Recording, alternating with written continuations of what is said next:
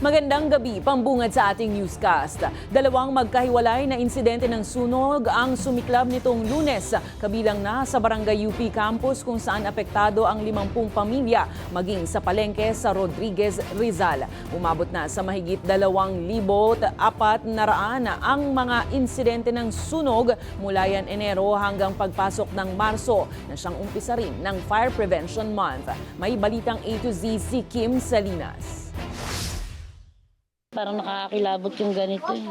Parang sa tagal tinira namin dito, ngayon lang ito nangyari. Natupok ang lahat ng bahay sa Daan Tubo, Barangay UP Campus sa Quezon City, Lunes ng umaga.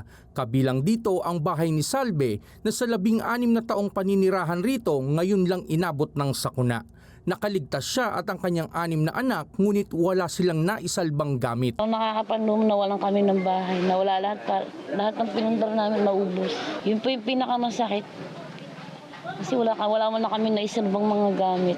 Nasa 50 pamilya ang apektado dahil sa mabilis na pagkalat ng apoy. Kanya-kanyang diskarte ngayon ng mga residente ng Daan Tubo, Barangay UP Campus kung ano pa ang maisasalba sa kanilang mga kagamitan na naiwan sa mga bahay na nasunog kahapon. Maging pamilya ni Carla, todo diskarte sa mga naiwan sa kanilang bahay na maaari pang maibenta. Nangangalakal kami para maibenta namin yung mga natira.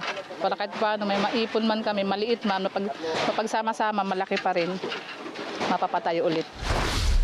Samantala, naabutan namin sa kanyang tindahan si Aling Lucita na namumulot ng mga natirang panindang ulam sa kanyang pwesto. Sumiklab rin ang sunog nitong Lunes ng hapon sa palengke sa Barangay Kasiglahan sa Rodriguez, Rizal. Wala nang magagawa dahil wala na eh. Iisipin mo pa ba yun na andyan na yung apoy?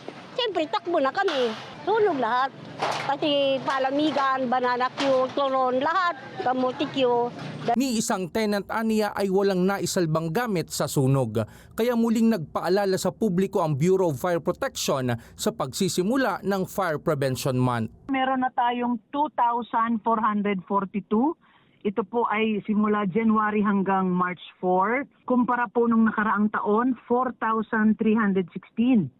Masasabi po natin na bumaba tayo ng 43%. Bagamat bumaba, ayan nga po, nararanasan pa rin natin ang sunod-sunod na insidente. Iba yung pag-iingat ang kailangan laban sa malimit na pinagmumula ng sunog. Electrical causes ang nangunguna, sunundan po ng open flame. So itong open flame, ito po may kinalaman sa paggamit ng gasera, kandila, mga iniwang niluluto, at kasama din po dyan yung sigarilyo. Pangatlo po ay ember and sparks. So yan po yung kapag tayo ay nagsisiga nga sa bakuran natin. Sa datos ng BFP, mula Enero hanggang pagpasok ng Marso ngayong taon, nasa 81 na ang nasawi dahil sa mga insidente ng sunog. Para sa Balitang A to Z, Kim Salinas.